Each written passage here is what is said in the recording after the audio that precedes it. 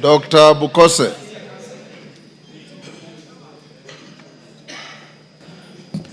Mr. Speaker, thank you for allowing me to contribute to the statement. Remember, by the leader, you have 2 minutes, 2 minutes. By the chair, AJAABU. Honorable Speaker, it is a very embarrassing situation when the head of state stands and accuses this House, and specifically referring to the committee. It's not acceptable. I think, and if there was any issue, should have been able to have us as members of parliament and discuss this issue.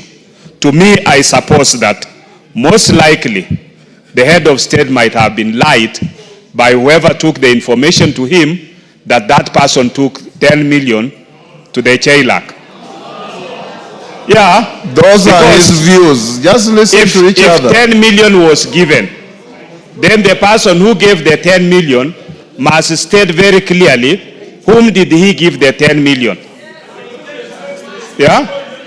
That person must state very clearly, because it seems that person should be able to account for the 10 million.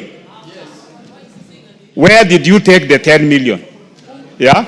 And most likely, and to who? Because when the bill came to the House and it was presented by AJAABU, we were told this is one of the requirements and a precondition for IMF, and we passed. So, to be accused later on of having taken money, and it seems money exchanged hands, the 10 million must have changed hands. So where did that 10 million come from, and where did it go? And why? Because any bill that comes here and is a government bill is sponsored by majority, and more often, because we are now have a bipartisan kind of agreement within this House, under the broad-based government, we've always supported all the bills that the government brings. Therefore, this must be investigated, and the truth must be unearthed, so that all of us can be cleaned. Because when we go out there, people are looking at us as thieves, as extortionists, and that is not right. We have reputations to protect, we have families to look at us, and we have friends who should not be suspicious of our activities. Thank you, Honorable Speaker. Zamzam. Mheshimiwa Spika, wajua fisi akitaka kumla mwanawe usema ananuka mbuzi, Mheshimiwa Spika. Na Mheshimiwa Spika, inasikitisha sana. Bunge hili ndio limeshika Kenya kwa mkono, Mheshimiwa Spika. Tumepitisha bills nyingi sana zao, hata hii ya money laundering. Mimi nilikuwa against kwa sababu najua kuna watu ambao wamekuwa targeted, Mheshimiwa Spika, ambao ni wa real estate, na hatukuwahi kufuatwa na mtu yoyote kuhongwa chochote, Mheshimiwa Spika. Lakini ilipita hapa bila chochote. Kwanza katika wabunge mimi ni maskini sana, Mheshimiwa Spika, kwa sababu hata pesa ya ngafu ni kidogo, haitoshi paka natoa mshahara wangu napatia wananchi huko na baki bure. Sasa ikiwa hapa tunaweza kuambiwa kuwa wabunge wamepewa milioni 10, tunataka kujua nani alimpa, makusudi yake ni kitu gani, alimpa kwa nini, na hii bili ina siri gani kubwa mpaka itolewe 10 million, Mheshimiwa Spika. Mimi Mheshimiwa Spika nataka kusema sasa hili bunge tutatoa majembe yetu store, turegeshe kama tulivyokuwa pale mwanzo, ndio sauti zetu zitasikika, Mheshimiwa Spika. Haiwezekani wabunge wanahangaika, wanateseka, hawana pesa. Alafu hata hii mambo ya CDF, mimi sijui kwa nini hapa tuliwapa county government 485 billion, Mheshimiwa Spika. Sijui kwa nini haiwatoshi, wanakimbilia 54 billion ya hili bunge, Mheshimiwa Spika, wakati hatuoni kazi zao kule mashinani. Sisi tunasema bunge hili litasimama, na ikibidi wanataka tutoe devolution, basi tutaitoa devolution ibaki kama ilivyokuwa zamani, kwa sababu wanabunge hawezi kuwanyanyaswa kiasi hichi, Mheshimiwa Spika, mpaka kwenye televisheni wanaitwa wezi, wanaitwa extortionist, wakati ambapo mimi mama Mombasa najiangalia sina chochote, Mheshimiwa Spika. Hata ukienda kuangalia account zangu wenyewe watashangaa. Leo Mombasa nikaambiwe mama Zamzam, nyinyi ndio mmeiba pesa, nyinyi ndio extortionist, nyinyi ndio nini. Siwezi kubali, Mheshimiwa Spika. Kama mtu anataka kwenda chini na sisi, mimi nitaenda naye chini. Asante sana, Mheshimiwa Spika. Musa Sirma.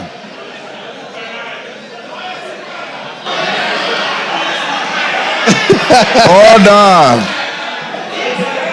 Moses Irma. Yes. Mr. Speaker, I want to really support the sentiments of Honorable Murugara on this issue where we are being portrayed as a parliament of extortionists and people who take bribe. Mr. Speaker, people who are corrupt have a place to go in this country, and that is the court. And if there is anybody who has been known to have done those things, we want to tell the government to pick those people, take them to court, and they belong to jail. Mr. Speaker, we are being maligned by people looking forward to taking the money from CDF and taking it to the counties to be eaten. If a whole governor can bring 150 million to Senate, for sure. For sure, if I can use the words of the president, where is he bringing this money from? Counties cannot show the amount of money they have been given in terms of development to the people of Kenya. Mr. Speaker, it has reached a time that we need to audit the counties and really see whether they are really entities to be used for development in the rural areas. Mr. Speaker, if I can remember, because I was in the Bomas, the constitution actually which we passed and which was brought by the people is not what we are having now. The Yashbal guy had 14 regions and they were non-executive. And therefore this executive power which the governors think they have, we must remove it.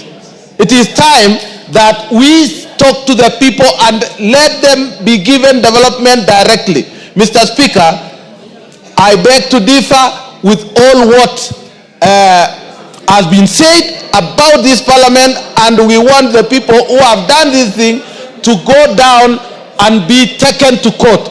Thank you, Mr. Speaker. Robert Mbui.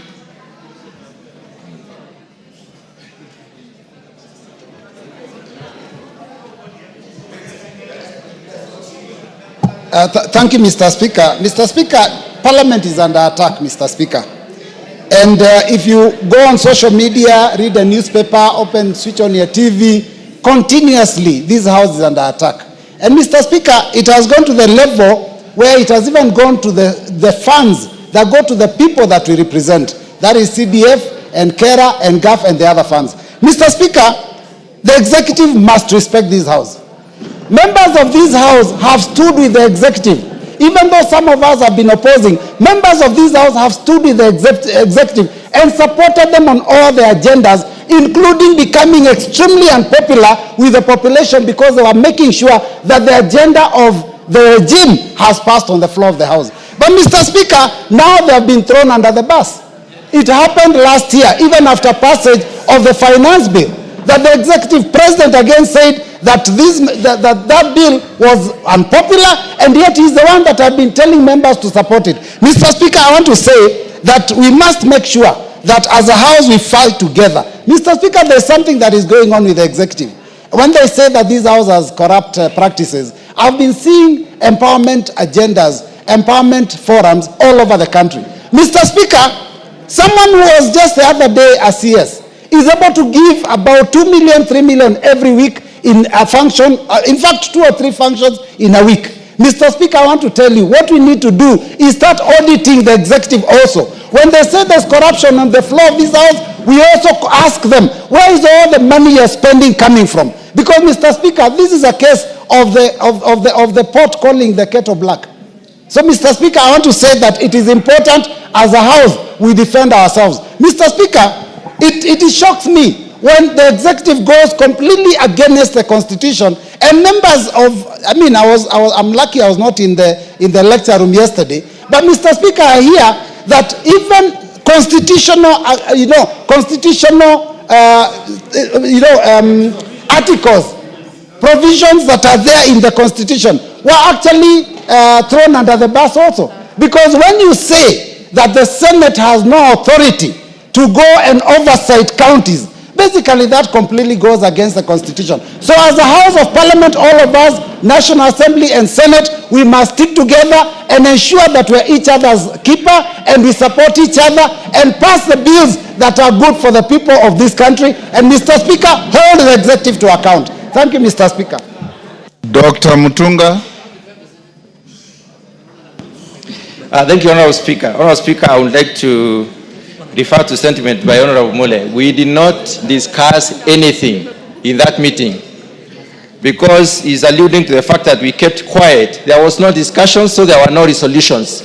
So the meeting ended as such. It should go into record. Honorable Speaker, the Honorable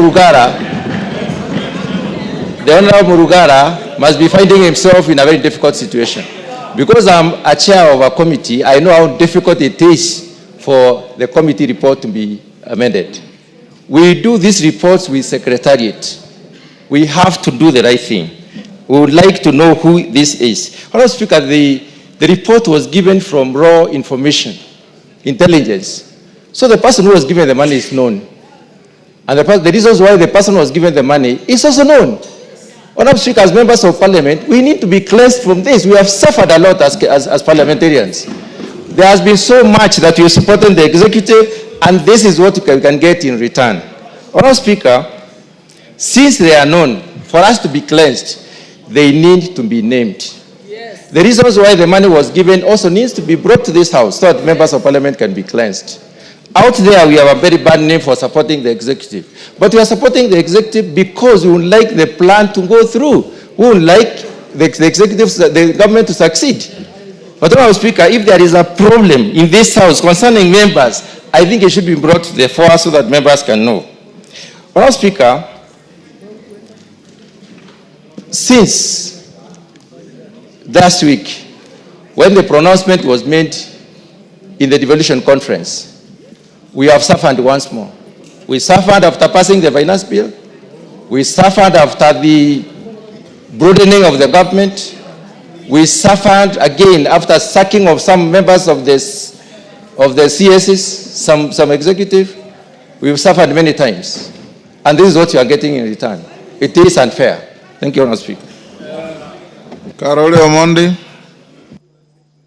Thank you very much, Honorable Speaker. I'll try and be very brief, but let me start by saying I take great exception as the statements made by His Excellency the President, now 3 times, attacking the character of everyone in this House, including yourself. We must now take the position of NATO. Mass character assassination we shall not accept. If somebody is guilty, let them be charged on their own. But an attack such as the one that he's made it twice, 3 times. First at the Stock Exchange, a devolution conference in Homa Bay, and yesterday at our PG. It is so unfortunate that a statement condemning all of us as corrupt extortionists, yet some of us have held the sharp end of the knife to support him, is something that we cannot accept. And Mr. President must either bring the evidence, take those people to court, or apologize and withdraw. And let me also say something. I'm very happy that Chairman AJAABU has read out the Constitution. A lot of misinformation and reading of the law upside down happened at our PG yesterday. The allegation that the Senate has no power to oversight the county government has now been debunked. Article 96 of Article 3 of the Constitution is clear on that. Let me also debunk a few things on the NGCDF. The national government has the power to establish special funds to discharge its functions. And under Article 6, the national government can devolve its functions to the sub-counties, which form a constituency. In a presidential system such as the one we have, there is nothing wrong by the national government having NGCDF as its own fund, funded from the shareable revenue allocated to it. In any event, even if we don't have the NGCDF, the funds for the NGCDF will not be taken to counties. The counties will not receive it.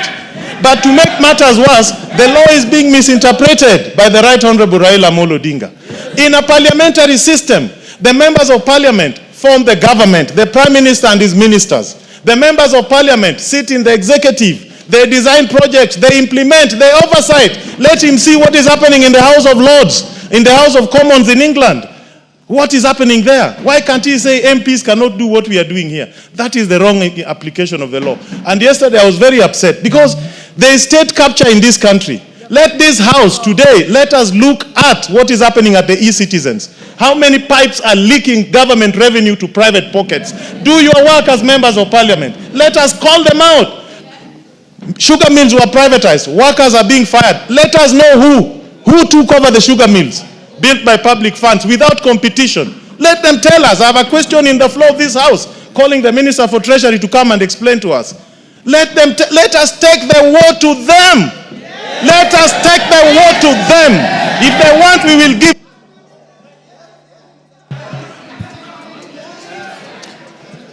Member for Kieni.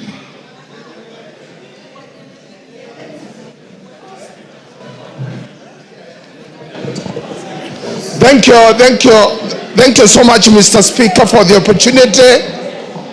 On this hour and this moment, I want to say that this house is under siege for all of us, inclusive Mr. Speaker. You are in this house to preside over it, and when we are under attack, you are the first person on the line of attack. I really want to say that this is the government, the executive, which we have worked and we have given it our sweat and our blood to make it to where it is now. We have lost properties. We have lost reputation. We have lost credibility in our own constituencies. We have business partners we work with. Whenever we visit them for business, other than the parliament, they see us, we are taking corruption into their own offices. And it is for that purpose, Mr. Speaker, we would want to say that whoever suggests that we are corrupt, they should, and we are not, they should go to the same venue, tell our wives, tell our children, tell our business partners, tell our friends that was a very erroneous statement that came from none other than the head of state for this country. Because the first question I got when I went home last night from my wife, he wanted to check my pocket if I had any illegal money. And I really want to rest my case that we earn our sweat by offering services to this government through this parliament. Thank you. Member for Bumula. Honorable Speaker, I was very shocked yesterday by the sentiments of His Excellency the President. Members, let's listen to one another. You will add me some 30 seconds, Honorable Speaker. Honorable Speaker, the Constitution is very clear. Chapter 8, 9 and 10 is very clear in terms of roles of Parliament, Judiciary and the Executive.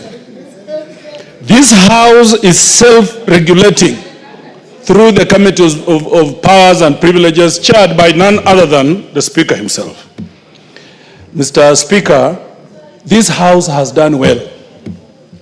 As a National Assembly, we've risen to the occasion. When we called out on Shah, during Adani, now the committee on PAC has done very well with e-citizen. And my guess is good, because I think that is where the rage is coming from. They have come out to unmask the culprits of e-citizen and how money is being stolen. Honorable Speaker, this House, this floor impeached a minister of government, Honorable Mithika Linturi. We have done well, Honorable Speaker, as a parliament. It is wrong, Honorable Speaker, for President to say he's fed on raw intelligence, Honorable Speaker, and moves to make such accusations against us. Honorable Speaker, in law, and you know better than me, anybody who becomes aware of a crime and keeps quiet of it is an accomplice. As we speak, the Honorable President is an accomplice, Honorable Speaker. Why was he giving the 10 million shillings? Order, Wamboka. I referred you to Standing Order 87. You want to discuss the person and conduct of the president, bring a motion. Well guided, Honorable Speaker. Yes.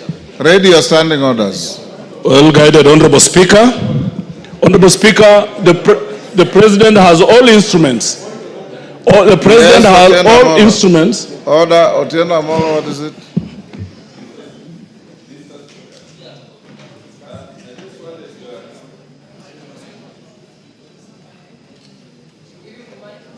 Give Otieno Amolo the mic.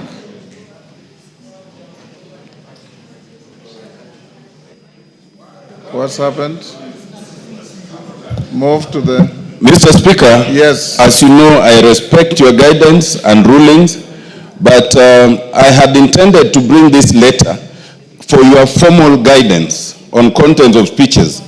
87.1. Mr. Speaker, it's my understanding that what you cannot discuss is the conduct of the president, but you can discuss his speech. I'd like you to give a ruling on that. As we sit here, I have no speech from the president to discuss. You know very well, Honorable Otieno Amolo, that when the president addresses the House, he makes a speech, and I allow you to debate it for 3 days. As it is here, I have no speech that can guide me on what you should debate. So, Amboka, go on. There is a thin line, Honorable Speaker, of what we are discussing, but I think the point is made.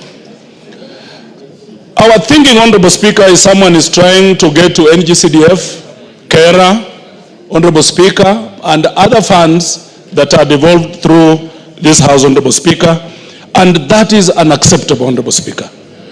To the extent, Honorable Speaker, that you are a member of Parliament, #1, member of National Assembly, that we see the kind of headlines that we see, like what was there today, Honorable Speaker, add me 2 minutes, I was distorted, Honorable Speaker.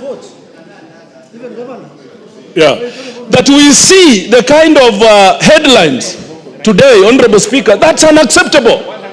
That is unacceptable. You are the champion, you are the head of this House, Honorable Speaker. We will not allow anybody to try and mud you, because that is tantamount to mudding the whole House, Honorable Speaker. As I finish, we are now going to exercise our teeth. We are now going to bite. And Honorable Speaker, as I speak, there is a table essential motion. It is before you, Honorable Speaker, it's coming. We must now take our rightful position as a National Assembly. It is so painful. Some members of this House, most members have stood with the executive. They have defended the executive. They have suffered because of executive, Honorable Speaker. They have lost their popularity, some of them, presumably because of the executive. And now the same executive want to throw them under the bus. We say no. Wakwende. Honorable members, I'll now give to Silvanus Osoro, but before he takes the floor, I acknowledge the following. Kipsingay, order. Order, members. Kipsingay Secondary School from Sotik, Bomet. Joska PAG Church, Mavoko, Machakos. On my behalf and on behalf of the House, we welcome them to the House of Parliament. Osoro. Thank you very much, Honorable Speaker. Honorable Speaker, I first want to confirm that I'm a member of the JAAABU committee. That has really largely been mentioned.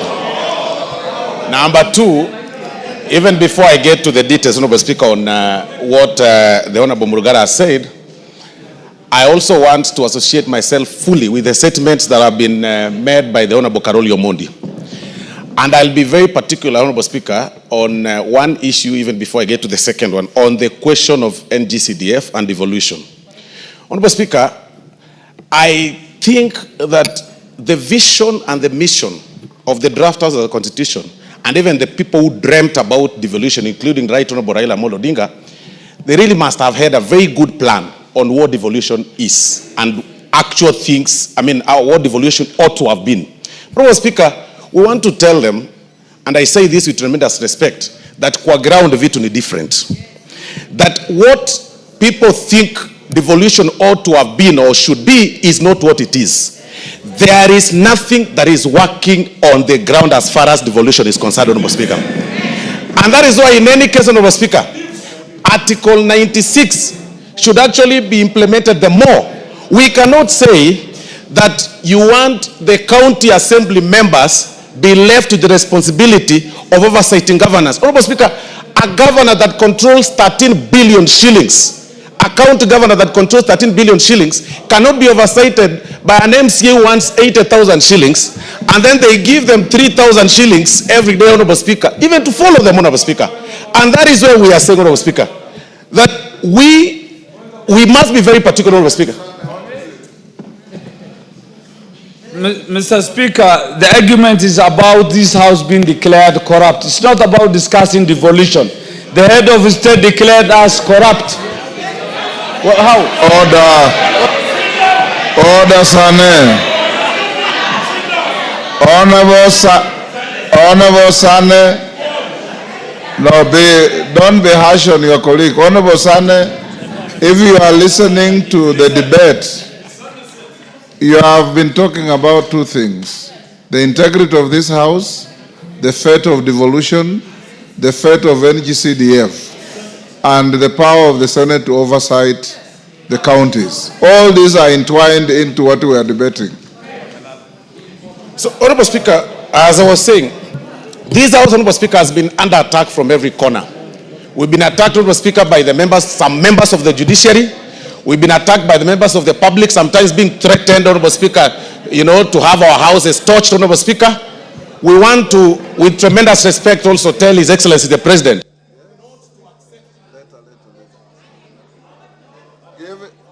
Give him a minute.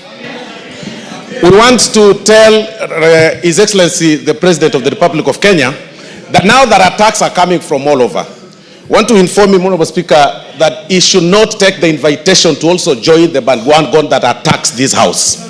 Because this house, if somebody claims that they brought money to a certain committee or to a particular chair, then especially on a bill that is actually sponsored by the AG from government, then that person should actually be arrested the more, because he is the one picking money from some public side and then to try and bribe the members of parliament, Honorable Speaker. Because this House, Honorable Speaker, has been under attack from every corner, and it should actually not be happening. Today, as we are speaking, Honorable Speaker, people are already complaining about KERA. They want the KERA funds to be reverted to the counties. They want NGCDF to go. But, Honorable Speaker, you will need a microscope to see what governors or county governments are doing, Honorable Speaker, because there is nothing that is being done, Honorable Speaker. Time up. Time up. Parashina. Thank you, Mr. Speaker. Thank you also for standing for, to be one of the leaders to be counted in this country for defending Parliament. Mr. Speaker, I only also need to comment on three things, or four: doctrine of separation of powers that we saw yesterday, and we need to remind the executive we don't work under their mercy. Number two is yesterday I witnessed executive, that's the president, lecturing members of parliament, trying to create intimidation. We want to tell him that we are not going to go through intimidation. Here or outside, we will continue doing our duties without being coerced. We also need to remind the executive, through the president and Mr. Raila, that he should respect parliament every time. He is leading executive, judiciary should be respected, and parliament should be respected. Suggestions that Mr. Speaker came, which also brought yesterday, is about us in the committee. They are alluded that when we summon state agencies or even PSs or ministers, they say that we keep asking them for money. Then the question is, how are we going to do our oversight role, if at all they are saying that we are looking for money? It is our duty to do our oversight role, and I can tell them it is no longer going to be business as usual. And the last one is the independent investigation if possible, let the President or this House establish an independent investigation where the executive can submit evidence where this House has been involved in corruption. But we cannot allow, it's like saying a pot, how can a pot say that the pan is black? It is not possible. Thank you, Mr. Speaker. Jen Kagiri.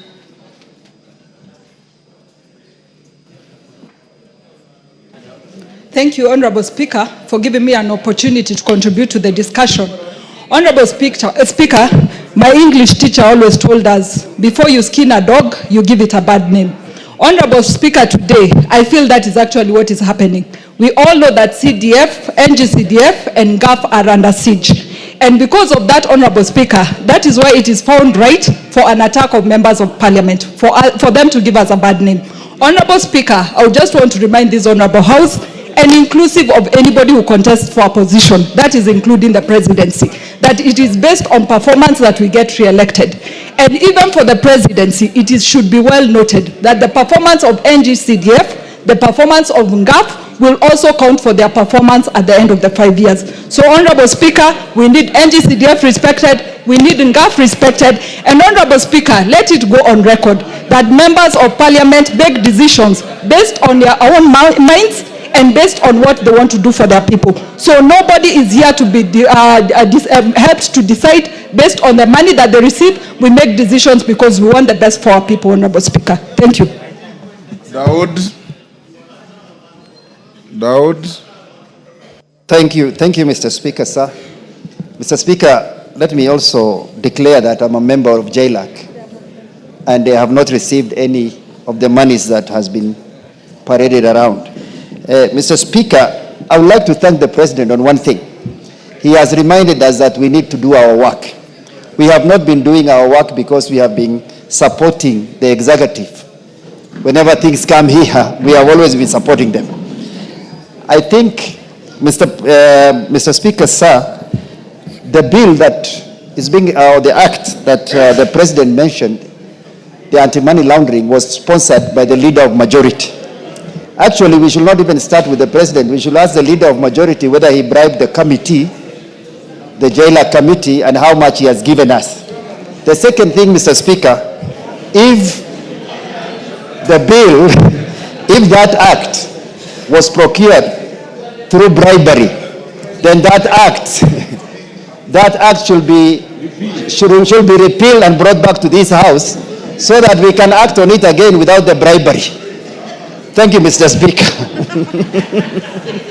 Yes, Karemba. Yes, I'll come to you. Thank you, Honorable Speaker. And Honorable Speaker, allow me to say that I am happy and upset at the same time. I am happy because of this conversation, because I believe, Honorable Speaker, the dragon that needs to be slayed in this country is the dragon of corruption. What is stealing the future of our country, Honorable Speaker, is corruption. And it is okay if this conversation is started by the President or any other person. But, Honorable Speaker, I am upset because of this wholesale condemnation of Parliament. Because a person like me, Honorable Speaker, you are well aware that it's just the other day that I joined the JLAC committee. And I am now branded as perhaps one of the people who have already received the money. And, Honorable Speaker, it is very wrong for anyone to do this kind of condemnation on members of Parliament. But I believe it is for a few reasons. One, it must be that they are coming for CDF and for RMLF. It is for that reason. Two, it must be that they want to salvage their political aspirations at the expense of the members. They must have realized that many members perhaps are unpopular, and so they want to throw them under the bus. And it is unacceptable, having benefited from the support of the members, that now they want to sacrifice the members. Thank you, Honorable Speaker. Thank you. Kibagendi. Osero, you are not Kibagendi, are you?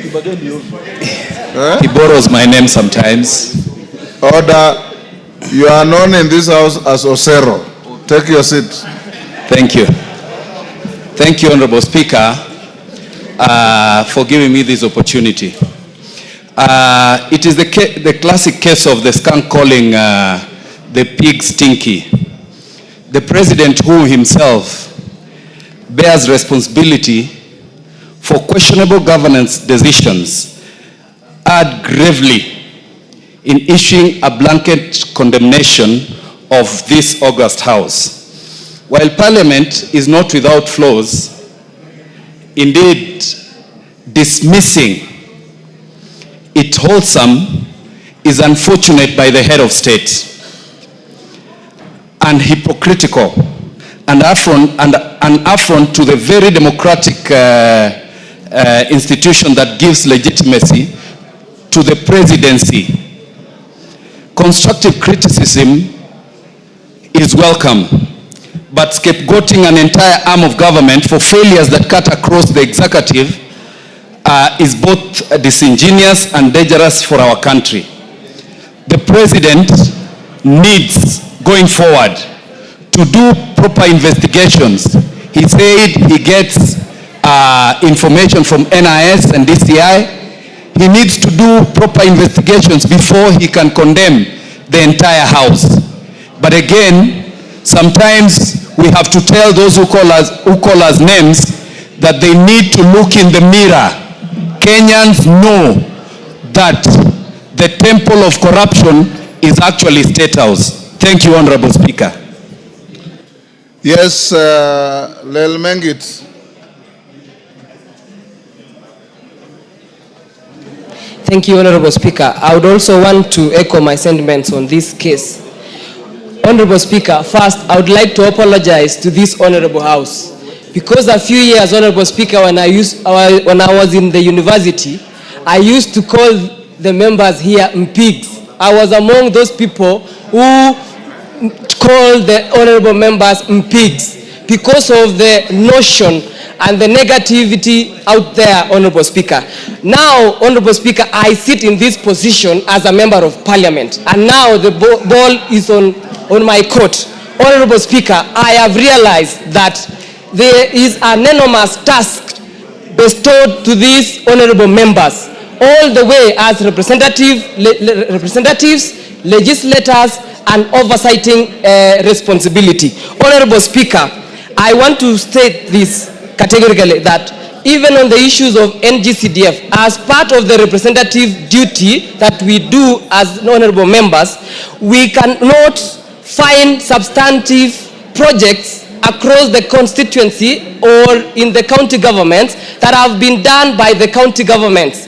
Honorable Speaker, it's in my entire ward, Kilibwani ward constituency, I cannot find any single project that was done by the county governments. Only projects that have been done through the NGCDF money can be appreciated by the people out there. Honorable Speaker, I want to mention this, that even in the case whereby in the future we might have a elected president similar to the, I don't want to mention names, but the president who will be giving resources basing on the shareholding basis, probably other counties and other regions of this country will be discriminated. So, Honorable Speaker, I want to mention and also to echo that this is an honorable House. We do our work perfectly, and we uphold our duty and integrity as members of Parliament. Thank you, Honorable Speaker. Donald Watch, I see you on the screen, or you are not? Okay, Millie. Thank you, Mr. Speaker, for giving me this opportunity. Mr. Speaker, if there is one person I admire is Honorable Raila Odinga, and the reason I admire Honorable Raila Odinga is because he's a person who stands on principle, and even if he's the only man standing, he will remain standing on principle. Mr. Speaker, I have learned from the best, and that is why I stand on principle like the person I admire, Honorable Raila Odinga, and urge my party leader to listen to the ground on NGCDF. Mr. Speaker, I also want to urge my party leader that there is one thing I've admired about him, which is equality and fairness. Mr. Speaker, what is coming out of this house is that he's looking at governors more favorably than he's looking at members of parliament, which is Senate and National Assembly. We are all your children. Look at all of us favorably. Mr. Speaker, I want to speak to, should I one day be unfortunate to be the president, because it's not a happy occasion to be president, but should I be unhappy to be president of this republic? One thing I cannot take for granted, if I got that opportunity, is the support of parliament. If you are a president, do not take for granted the support of parliament. If in doubt, ask Honorable Uhuru Muigai Kenyatta. Mr. Speaker, finally, on corruption, there is demand and there is supply side. We have had, and we keep hearing a lot on supposed or alleged demand. As a governance expert, tell us the supply side. If you are serious about dealing with corruption that is bedeviling this country, let us look at demand and the supply side. And as a Christian, Mr. Speaker, I want to remind us that I was taught a song. Kila mtu atauchukua mzigo wake mwenyewe, na kila mtu atabewa habari zake mwenyewe mbele za Mungu, siku hiyo itakuja. Individual responsibility. Thank you. Honorable Rindikiri Muruitania. Thank you, Mr. Speaker. Order, honorable members. I want to One may think that Millie is out of order. The reason I've allowed her is I've treated it as a quote in a speech. Anything beyond that should have been out of order. Thank you, Mr. Speaker. I associate myself with the sentiment expressed by the chairman of AJAABU. Mr. Speaker, in other forums, I am the president of Democracy and Good Governance in the International Conference of the Great Lake Region. Mr. Speaker, democracy dictates that we express ourselves anyhow. But good governance is a responsibility of each one of us. Mr. Speaker, the executive has a responsibility. The legislature, we have a responsibility. The judiciary has a responsibility. Mr. Speaker, we are equal partners. We are not lesser of the responsibility that we have been given. Mr. Speaker, the advantage of the executive can be good, can also be bad. Mr. Speaker, the last parliament and many majority members who are in the last parliament, we know we were called names. We were called collapse. This is not a new thing. The last regime, the past regime, called the members of this parliament collapse. Actually, bad names were used against us. Mr. Speaker, now we are being called collapse. Each person, if we are to apply the principles of good governance, we must exercise what these principles are. One, the rule of law. The rule of law dictates that when something is wrong, the law takes precedence. Mr. Speaker, I want to imagine that the president knows this, and I'm sure he knows. Let him subject all of us who have been found to be capable of being corrupt to the rule of law. It's as simple as that. Mr. Speaker, transparency is very key in leadership. Mr. Speaker, we cannot be all accused en masse without giving evidence. Mr. Speaker, the executive need to be held accountable, to become clear, to become transparent on what he is talking about, members of parliament being corrupt.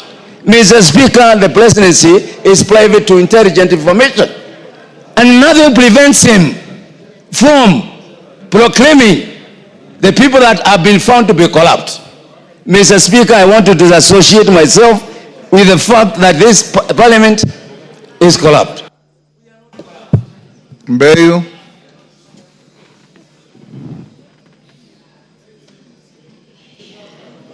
Asante Mheshimiwa Spika. Mheshimiwa Spika, mimi nahuzunika sana. Haya maneno yalitokea kwa viongozi wetu wakuu jana, ni jambo la kusikitisha. Na hasa nikisikia upande wa kuondolewa pesa za NGCDF na ni pamoja na ngafu. Tufikirie sisi kama wabunge, majina tumepewa.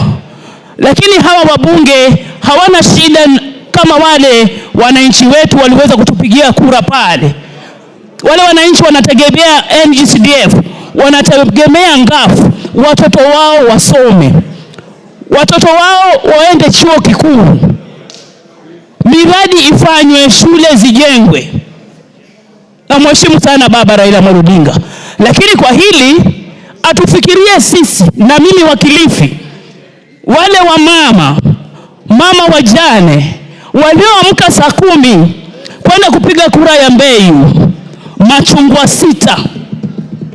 Wataniuliza mimi niwaambie nini? Siwezi kulipa fee, niko na mradi wa full scholarship. Watoto maskini wanategemea hizi pesa walipiwe fee. Sisi ndio tunaenda kuteseka, Mheshimiwa Spika. Mbali na ile kejeli yote ya kupewa haya majina, ni wale watoto maskini wa Kenya wanategemea pesa za NGCDF kujikimu pale mashinani. Tutawajibu nini? Sisi tutawaambia nini? Tunataka kurudi na hakuna pesa za kuwasaidia. Tutatetea vipi? Kura inakuja, bado miaka 2. Ngafu haiko. Kama zile pesa mabilioni yanaenda kwa counties na hakuna alama pale, health status mbaya, education imeshindikana, ile ya ECD, mambo ya maji shida, wakilimbikiziwa hizi pesa kama zile ndogo zimeshindikana pale kwa counties, wakiongezwa za NGCDF maeneo bunge 7, 8 na ile Nairobi ile na maeneo bunge mengi, wataweza vipi kutuonyesha kazi inafanyika? Alafu sisi tutakuja hapa, Mheshimiwa Speaker, tuwe flower girls sisi women rep na wale wa mama wengine kunywa chai tu, tutakuwa tuko kibaruani. Lakini yule mtoto wa maskini wa Kenya atafanya nini? Atapiga kura vipi? Apigie nini? Na tumaini gani? Lazima viongozi wetu wafikirie, ni kesho kutwa tu wataitisha kura, hatutaweza kujisaidia, hatutaweza kutetea mtu. Mbeyu nitajitetea mimi na watu wangu maskini. Asante Mheshimiwa Speaker. Omboko Milemba. Thank you, Honorable Speaker. I think this is a very great opportunity from the President and the Honorable Raila Odinga to call out Parliament. And this is a great opportunity for the 13th Parliament to take this opportunity to actually deal with the elephant of corruption.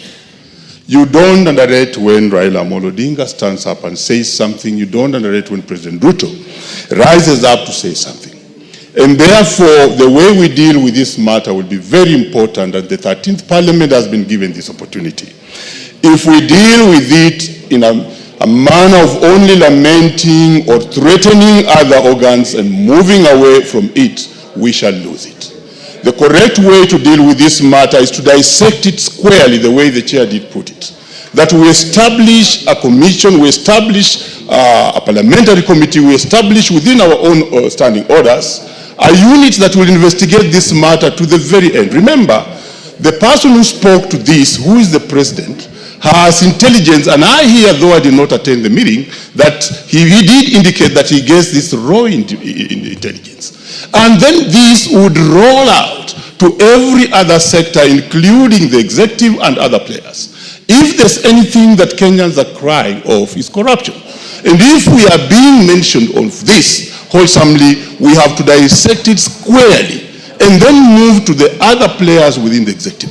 Are you aware that there could be executive members who could go to the President and pick money, say they're taking that money to Parliament, and they come here, they don't give money, and that thing could be going on? This could be a bigger scheme which this House can now take and look into the details. For instance, Parliament has been standing with the executive. How much money did you receive when you did pass the housing bill? How much money did you receive when you passed SHA? How much money did you receive when you did deal with finance bill? And many other bills that we have dealt with. So we need to deal with these things squarely. There are many other issues that we do pass here. And if we go that direction, we shall save the Kenyans. We shall actually start dealing with the elephant of corruption, still beginning with this House and then rolling it out. I am also sad that there's unconstitutional statements that are being pronounced very quickly. Look at this. We need to defend the Constitution and the independence of this House. When you talk about the lack of Senate's role in counties, mark that. It needs to be dealt with by this House. When you talk about CDF, I don't want to belabor on this one because it has been thoroughly flogged. But look at this. There's another one flowing down ourselves, that we need to devolve education. Look at what health is happening. And it also came from the two leaders. I think it was Raila and Odinga that we devolve education. Health is dead. We are now speaking of devolving education to the counties. We shall not have education. So this is a very good opportunity. But look at this. Independence of the House. Time is up. Give him 30 seconds. Independence of this House can only be protected by this House. When you teach the students who are up there, you tell them that the House is independent and no any other unit, no any other body can make a law. That's what we teach. I'm a teacher. But look at this now. How many bills are we getting being referred back to the House under the article which requires that you raise 2/3 majority? Those are issues that this Parliament must now stand on and make good law. David Ocheng. Thank you so much, Mr. Speaker. Mr. Speaker, I've been here long enough to know that every time we've had a bipartisan initiative, this House suffers. I remember in the 11th Parliament, when the President and Raila came together that time on IBC, we were brought here one afternoon, we were told, pass these bills, no removal of a comma, no full stop being removed. When BBI came, the same thing. Now we have this opportunity, and I thought this would be used to bring the country together and fight these ills together. Corruption has been pointed out as the biggest ill we've had. And all those initiatives, the one of Uhuru and Raila, the one now, corruption was at the forefront to be fought. But it decided, Mr. Speaker, for the President to come before members of Parliament and tell us that he knows that the governor gave people money. He knows that an MP was given money. And those governors, those MPs are not arrested. What does he want us to do? Are we police? If you're the president and you know those who are stealing, why don't you arrest them? Why do you come to tell us? What do I have to do with it? You are the president. You are saying you want to fight corruption. And you know those who are stealing. What are you waiting for? Is it our business? Everyone should carry out their functions. This president gave us a finance bill. That was very unpopular. We passed it for him. This president gave us a housing levy. Very unpopular. We passed it for him. This president has asked us to pass SHA. We sat here until 10 p.m. Passed it for him. What have we done for him? What has this parliament not done for president that he now has to come and bastardize us? What? Let him do his job. And why he's also involved in corruption, we will follow him. You can't come and name everyone else be corrupt as if yourself you're very clean. It doesn't work like that. We have one country. We must all protect this country. We won't allow. We are not begging for CDF. We don't use CDF money ourselves. We're not begging for CDF to be kept. Senate should not beg to carry out his functions. It is not the job of Raila to tell us what the law says. It can't be. This House must take back seriously going forward. And if there are PS or ministers stealing money, let us deal with them. But we can't allow people to come and start reading for us Riot Act as if themselves they are very clean. This parliament must reclaim its place in history. Give him 30 seconds. So, Speaker, I was very happy yesterday with our leadership, because you cannot go before governors, abuse us, insult us, then call us. Instead of telling us why you called us, you start lecturing us on matters that you should deal with personally.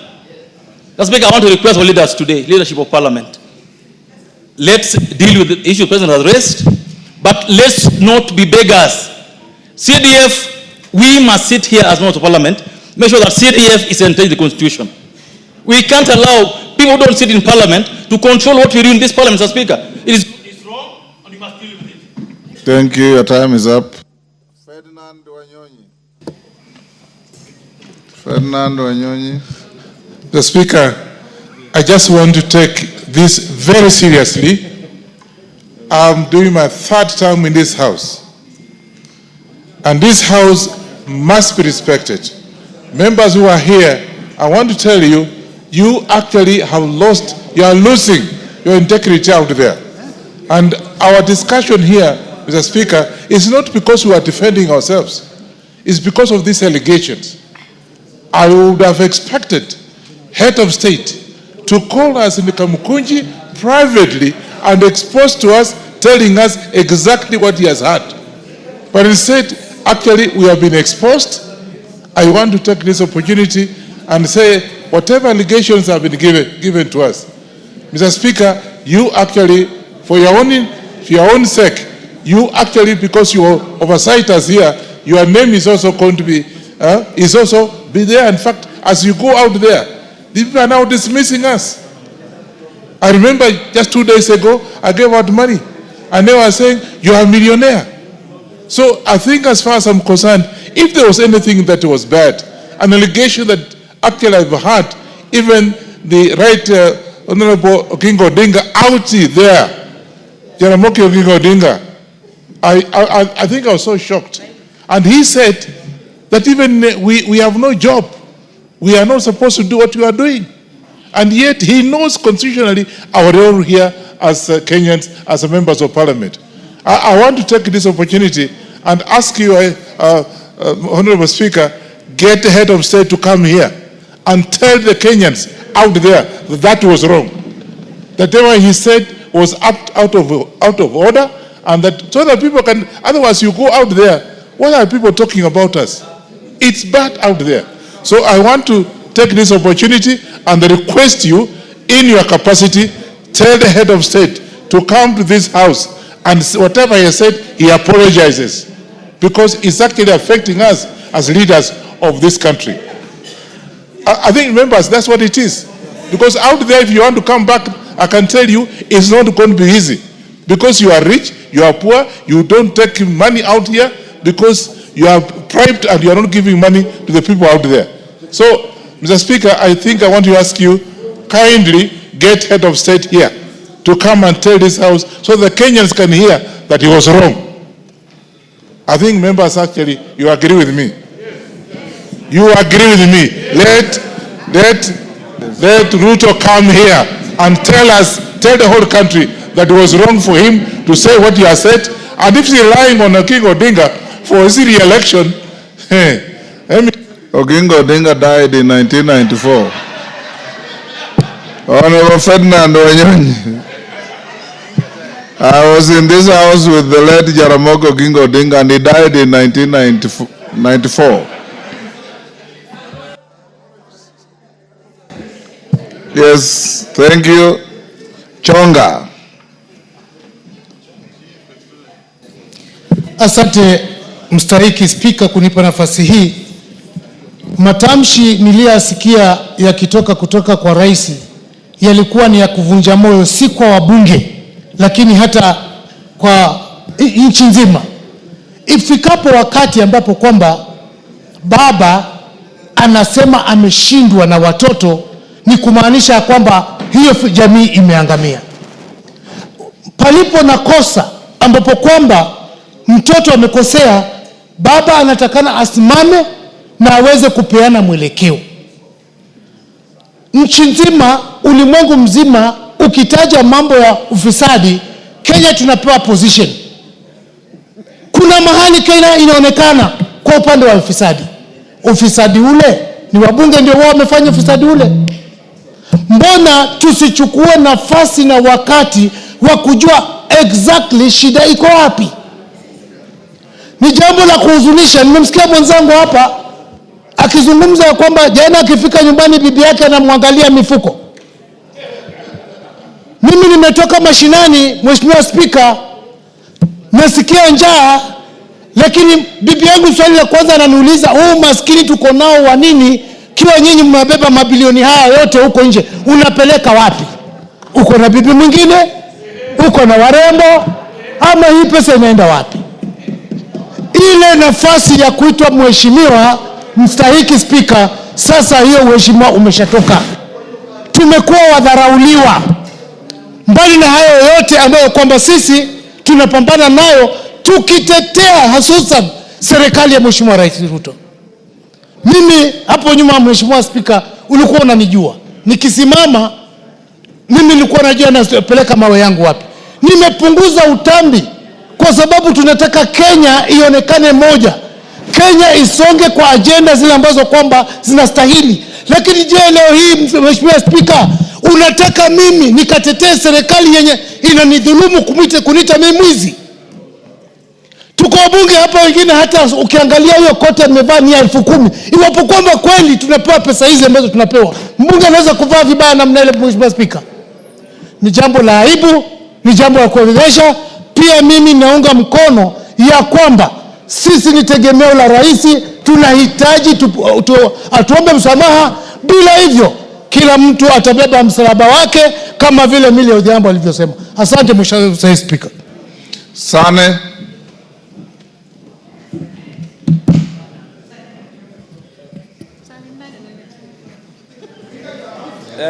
Thank you, Mr. Speaker. You have always stood to support the dignity of this House. Mr. Speaker, the former President Uhuru Kenyatta was on record having said that his government is always daily losing 2 billion shillings in corruption. Corruption is widespread in the executive than is being betrayed. Parliament is non-corrupt, Mr. Speaker. Mr. Speaker, 2 words were being used. Extortion is a dirty word. It means getting money forcibly. Better corruption. Corruption means using your office or your power to at least get something. So it was very rude, unacceptable, unpalatable to call us extortionists, Mr. Speaker. Mr. Speaker, the President, Parliament, tribunals, and the judiciary laterally enjoy delegated powers as per the Constitution. There are separation of powers, and we must respect each other, Mr. Speaker. The Speaker of this Parliament is the Right Honorable Wetangula, and he deserves respect. He leads a team of members. You must be respected, and by extension, we deserve that respect. We conduct business as per the procedures and the Constitution, Mr. Speaker. Mr. Speaker, we have been behaving as if we were conveyor belts for the executive. We have been called to State House, been lectured on government policy, and we have never let down the government of the day in making sure policies were executed and laws were being acted. Mr. Speaker, we have been reprimanded most of the time using the Political Parties Act, that when we speak our mind, we were being told you will be de-whipped, you will face sanctions. I think it is time to revisit the Political Parties Act so that members exercise their discretion and their right to represent their constituents. We can no longer represent others but the people of Kenya, the sovereign, Mr. Speaker. Thank you for your kindness.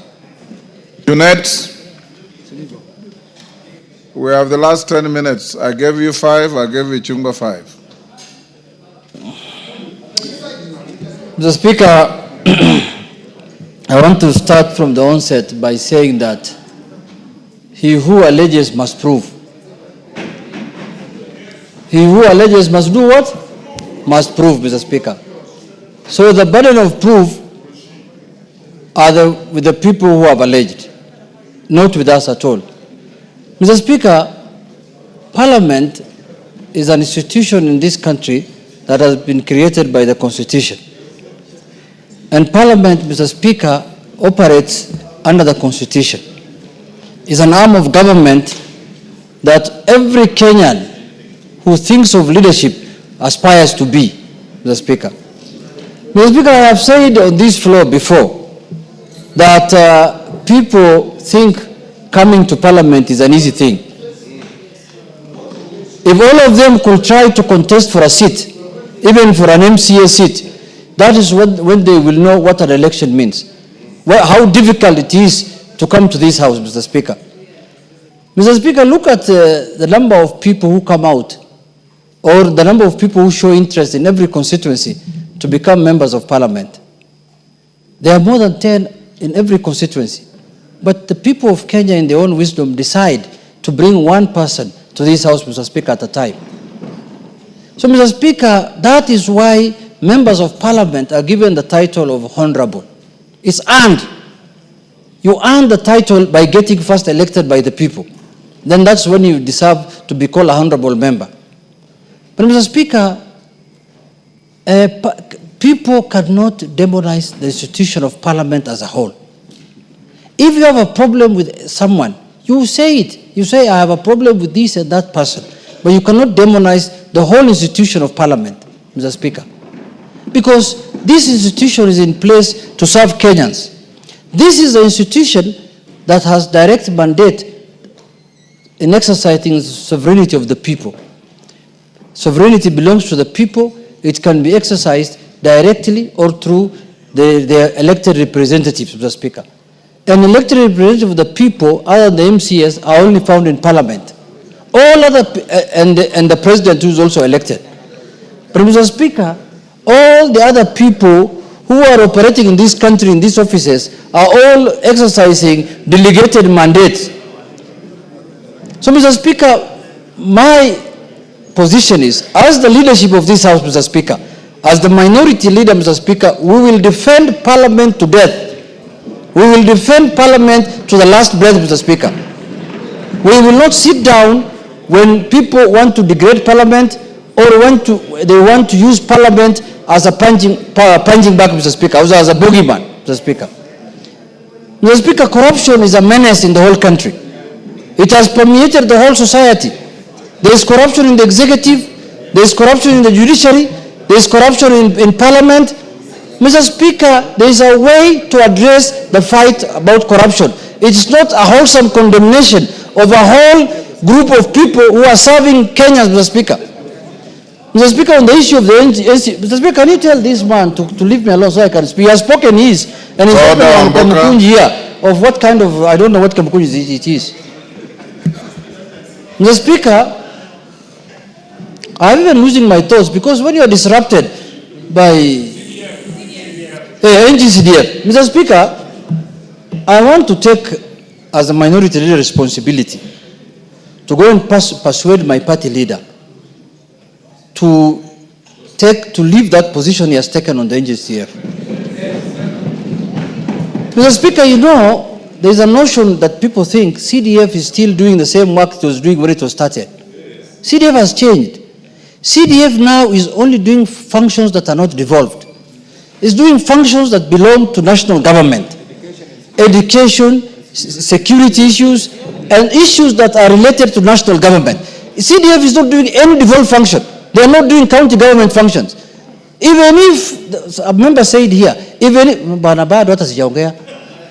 the members have said, Mr. Speaker, people have said that CDF is, even if it's not given to members of Parliament, that fund will not go to county government. It's money that is given to members of Parliament after DORA. We do the division of revenue.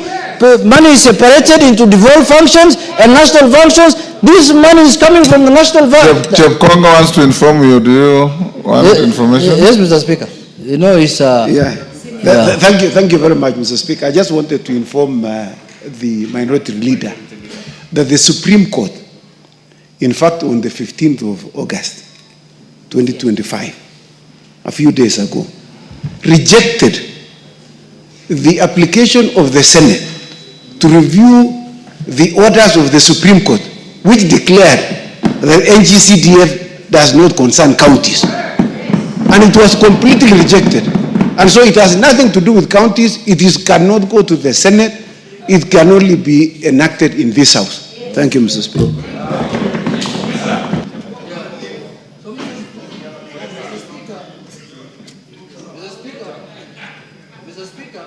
What's happened to the mic? Mr. Speaker, I want to say this, that I agree with Honorable Chepkonga, that CDF has got nothing to do with the devolution. CDF, if this fund is not sent to constituencies, the national government can send it to county commissioners. They can say, county commissioners, go and build schools, go and build dams, chief's offices. Nothing stops the national government from taking this money to anybody of they can even take it to chiefs. Chiefs can go and build even their offices themselves.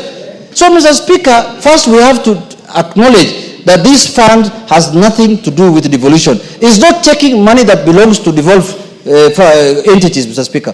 But, Mr. Speaker, lastly, I want to say that, only important people are normally bashed. When you see the president accusing us of many things, or by my party leader, they know how important this House is. That is why let us not also take them very serious. Because, you know why I'm saying that? Because everything also they want to do must come through this House. Even if for you to dissolve this NGCDF, there must be some work to be done here in Parliament. Who is going to do it?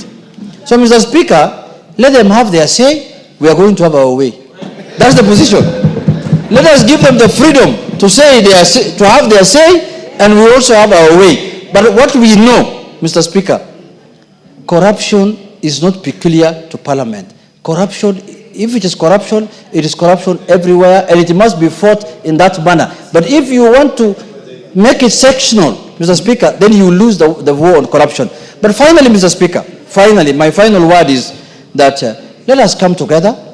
Let us do our functions of oversight, representation, and legislation. Mr. Speaker, we have legislated the last 2-3 years under your leadership in this House.